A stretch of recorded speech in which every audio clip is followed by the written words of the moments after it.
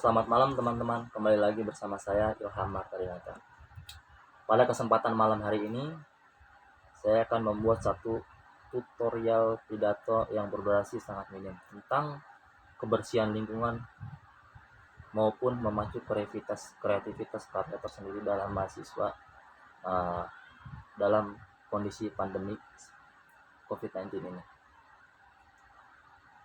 Salam sejahtera kepada Bapak dan Ibu dosen serta teman-teman yang terima kasih yang terkasih.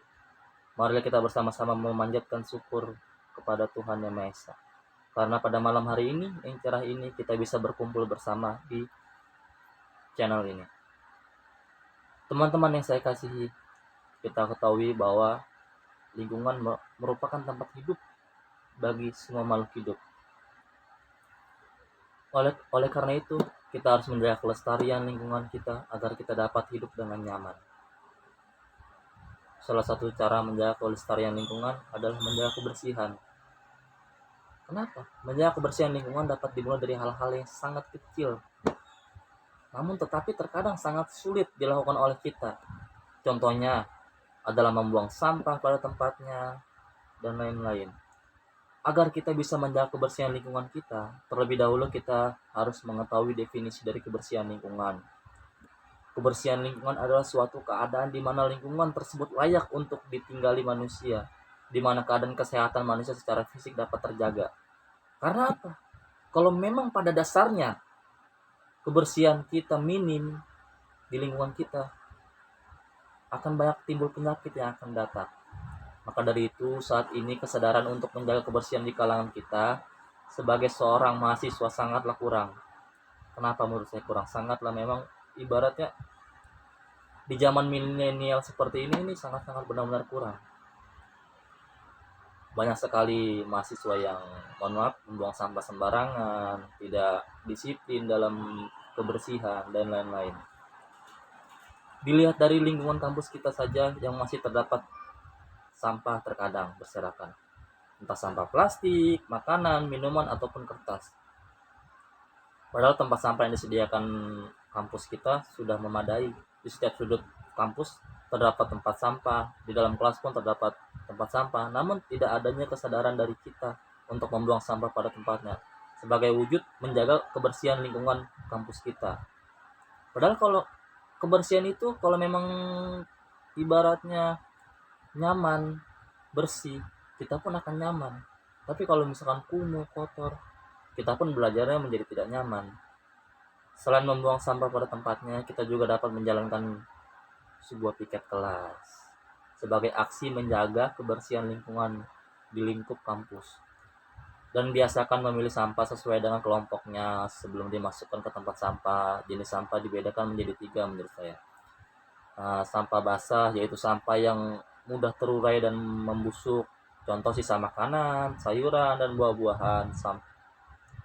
Sampah kering, yaitu sampah yang tidak bisa membusuk dan terurai secara alamiah, contoh kertas, kardus, plastik, tekstil, karet, kaca, kaleng, dan lain-lain.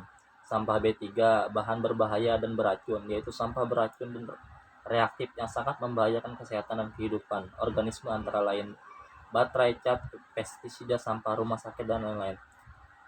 Tetapi tempat sampah yang biasa disediakan hanya 2 jenis kebanyakan di tempat-tempat lain.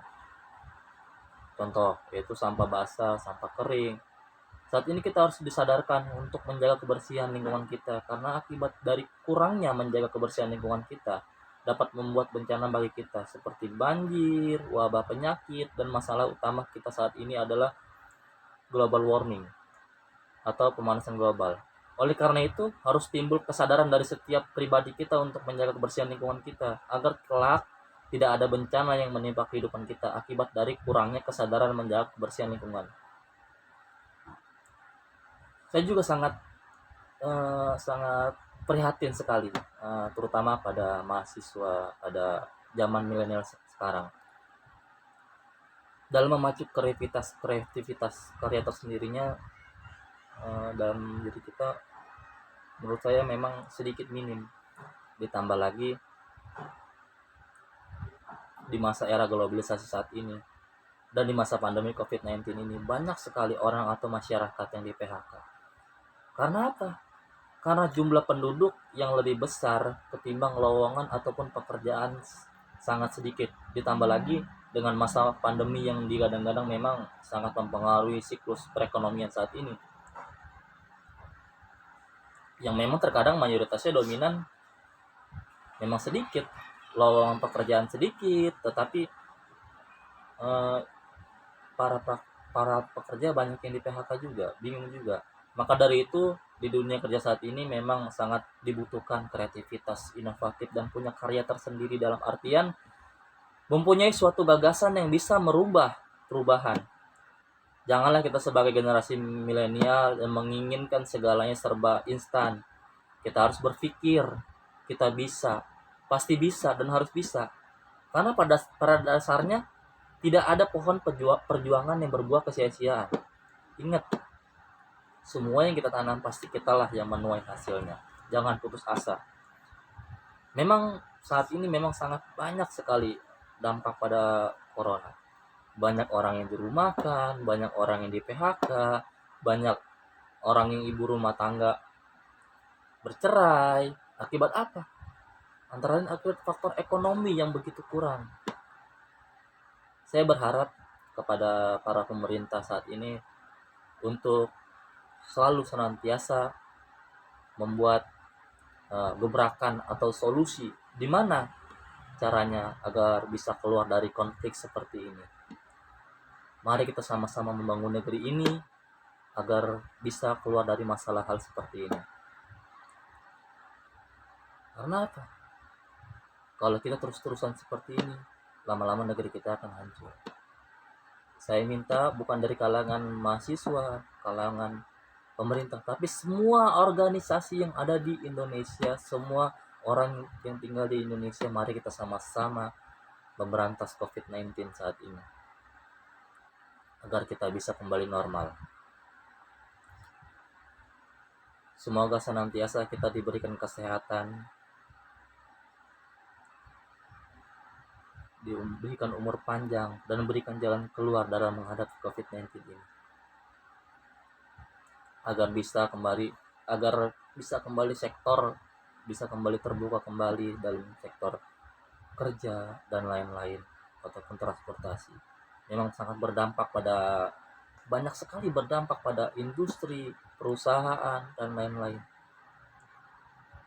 Saya minta semuanya saling merangkul satu sama lain, yang orang yang punya saling membantu, saling memberikan setidaknya bantuan lah, ataupun tidak untuk materi bisa bahan pokok. Apabila kita mempunyai suatu yang lebih, saling membantu satu sama lain itu sangat penting.